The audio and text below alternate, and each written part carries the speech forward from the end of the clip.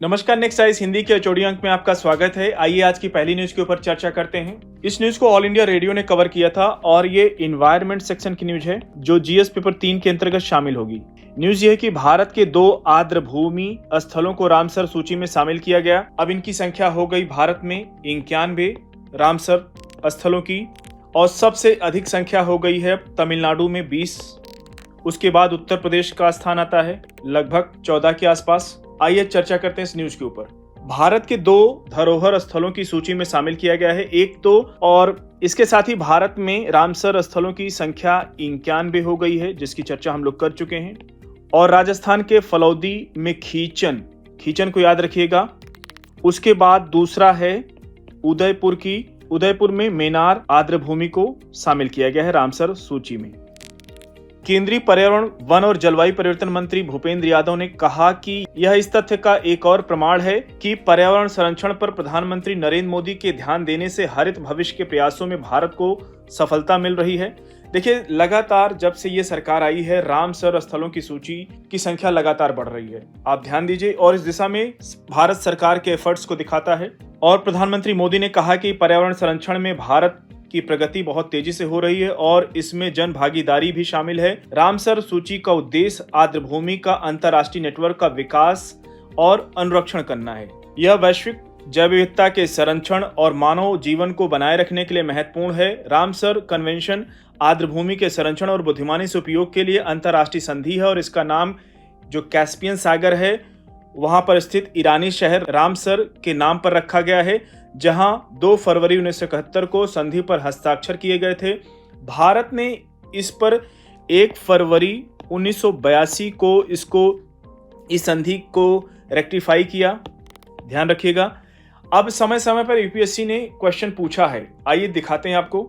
UPSC ने 2019 के prelims में पूछा था। ये सीरीज का क्वेश्चन नंबर 40 था। निम्नलिखित कथनों पर विचार कीजिए। 3 कथन दिए थे। रामसर सम्मेलन के अनुसार भारत के राज्य क्षेत्र में सभी आर्द्र भूमियों को बचाना और संरक्षित रखना भारत सरकार के लिए अधिदेशात्मक है। दूसरा कथन पूछा, आर्द्र भूमि नियम 2010 भारत सरकार ने रामसर सम्मेलन की संस्तुतियों के आधार पर बनाए थे। तीसरा कथन, आर्द्र भूमि संरक्षण और प्रबंधन। आर्द्र भूमि नियम 2010 आर्द्र भूमियों के अपवाह क्षेत्र या जलग्रहण क्षेत्रों को भी सम्मिलित करते हैं, जैसा कि प्राधिकरण द्वारा निर्धारित किया गया है। उपयुक्त में से कौन सा से कथन सही है ये आपको बताना है। ऑप्शन ए केवल 1 और 2, ऑप्शन बी केवल 2 और 3, ऑप्शन सी केवल 3, ऑप्शन डी 1, 2 और 3। कृपया इस प्रश्न का उत्तर आप लोग अधिक से अधिक संख्या में कमेंट बॉक्स में देने का प्रयास कीजिएगा। हम और दिखाते हैं कि रामसर से जुड़ा हुआ वेटलैंड के ऊपर यूपीएससी क्वेश्चन 2022 में भी पूछा था। ये देख सकते हैं। ये सीरीज का क्वेश्चन नंबर 30 था। ये पेयर वाला क्वेश्चन था। युग्मों पर विचार कीजिए। आर्द्र भूमि, झील और उसके सामने बताना है किस राज्य में है।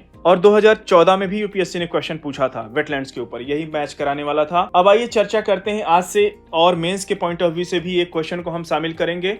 उसका उत्तर आप लोग लिखिएगा, बताइएगा। थोड़ी चर्चा हम पहले से ही कर लेंगे। यूपीएससी मेंस 2023 में क्वेश्चन नंबर 17 पूछा था जीएस पेपर 3 के अंतर्गत, खास करके इन्वायरमेंट सेक्शन से।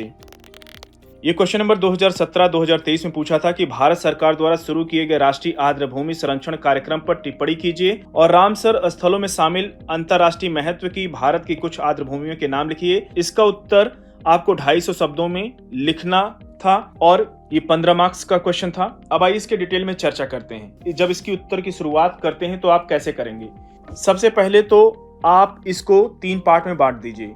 जब आप प्रश्न की शुरुआत करेंगे उत्तर लिखते समय, तो पहला पार्ट तो इंट्रोडक्शन का होता है, परिचय बताइए, इसकी शुरुआत कब हुई थी, कि राष्ट्रीय आर्द्र भूमि संरक्षण कार्यक्रम के विषय में बताना है आपको कब इसकी शुरुआत हुई थी। और फिर उत्तर का मुख्य भाग यानी बॉडी पार्ट, मुख्य भाग में इसमें आपको बताना है कि राष्ट्रीय आर्द्र भूमि संरक्षण कार्यक्रम की क्या विशेषताएं हैं। उसके बाद फिर आपको राष्ट्रीय आर्द्र भूमि संरक्षण कार्यक्रम के सकारात्मक योगदान को लिखना है, क्या योगदान हुए हैं ये आपको उत्तर में लिखना है। उसके बाद फिर राष्ट्रीय आर्द्र भूमि संरक्षण कार्यक्रम के समक्ष चुनौतियां क्या हैं, चुनौतियों को लिखना है आपको। फिर उसके बाद उत्तर में लिखिए भविष्य की राह यानी वे फॉरवर्ड क्या है। और उसके बाद फिर रामसर स्थलों में शामिल भारत की कुछ अंतर्राष्ट्रीय महत्व की भूमियों का भी उल्लेख कर दीजिए। रामसर साइट का जैसे चिल्का झील है ओडिशा की, पश्चिम बंगाल का सुंदरबन। फिर लास्ट में उत्तर को कंक्लूड कर दीजिए, निष्कर्ष लिख दीजिए लास्ट में निष्कर्ष। एक अच्छा सा निष्कर्ष लिखिए, आपका उत्तर कंप्लीट हो जाएगा 250 शब्दों में। तो इस सीरीज को हम कंटिन्यू करेंगे, इसमें आप लोग को थोड़ा सहयोग करना होगा। अब बढ़ते हैं अगली न्यूज की ओर। इस न्यूज को पीआईबी ने कवर किया था और ये जनसंख्या से जुड़ा हुआ न्यूज है जो जीएस पेपर 1 के अंतर्गत शामिल होगी। ये न्यूज ये है कि जातियों की गणना के साथ साथ जनगणना 2027 में 2 चरणों में कराई जाएगी।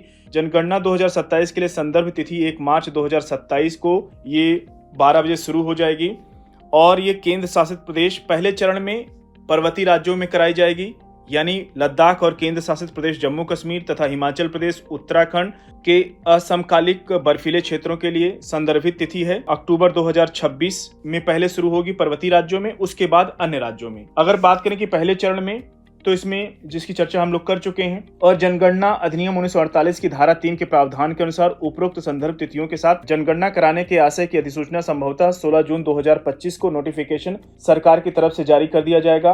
और केंद्र सरकार ने कहा कि दूसरे चरण में जाति जनगणना के साथ जनगणना अभ्यास अंततः 1 मार्च 2027 से प्रारंभ होगा। ठीक है, और इसमें किया क्या जाएगा कि भारत की जनगणना अधिनियम 1948 जनगणना रूल 1990 के प्रावधानों के अंतर्गत की जाती है। भारत की पिछली जनगणना 2011 में 2 चरणों में की गई थी। चरण 1 में मकान की सूची तैयार की गई थी 1 अप्रैल से लेकर 30 सितंबर 2010। दूसरा चरण था जनगणना में को शामिल किया गया था। अगली न्यूज की ओर बढ़ेंगे। इस न्यूज को पीआईबी ने कवर किया था और ये एनवायरमेंट सेक्शन की न्यूज है। आज वैसे भी विश्व पर्यावरण दिवस मनाया जा रहा है और इसलिए एनवायरनमेंट सेक्शन की ज़्यादा न्यूज है। अगर बात करें तो इस बार की थीम क्या है विश्व पर्यावरण दिवस की, तो प्लास्टिक प्रदूषण को परास्त करना, याद रखिएगा। और प्रधानमंत्री विश्व पर्यावरण दिवस के अवसर पर एक पेड़ माँ के नाम पहल के अंतर्गत विशेष वृक्षारोपण अभियान का नेतृत्व करेंगे। प्रधानमंत्री द्वारा वृक्षारोपण अरावली ग्रीन वॉल परियोजना का हिस्सा होगा, जिससे 700 किलोमीटर लंबी अरावली रेंज को वनों से फिर से परिपूर्ण किया जाएगा।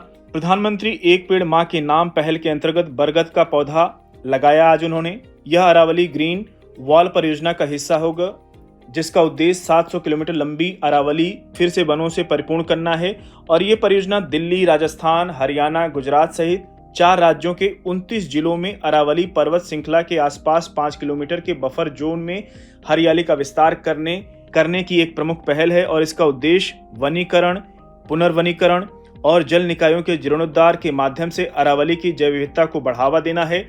और इसका उद्देश्य क्षेत्र की मिट्टी की उर्वरता, जल उपलब्धता और जलवायु अनुकूलन में सुधार करना भी है। यह परियोजना स्थानीय समुदायों को रोजगार और आय सृजन के अवसर प्रदान करते हुए लाभान्वित भी करेगी। और इसी दौरान प्रधानमंत्री दिल्ली सरकार की सतत परिवहन पहल के अंतर्गत 200 इलेक्ट्रिक बसों को भी हरी झंडी दिखा दिया है आज 5 जून के दिन। यह न केवल स्वच्छ शहरी गतिशीलता को बढ़ावा देगा, बल्कि पारिस्थितिकी संतुलन के प्रति राष्ट्र के सामूहिक दायित्व का भी एक प्रतीक है, सिंबल है। तो कुल मिला के ये सारी आज की न्यूज थी। तो साथियों, आज के चौड़ी अंक को यहीं पे समाप्त करते हैं। मिलते हैं नेक्स्ट अंक में कुछ और इंपॉर्टेंट न्यूज के साथ। तब तक जुड़े रहिए नेक्स्ट हिंदी के साथ। धन्यवाद।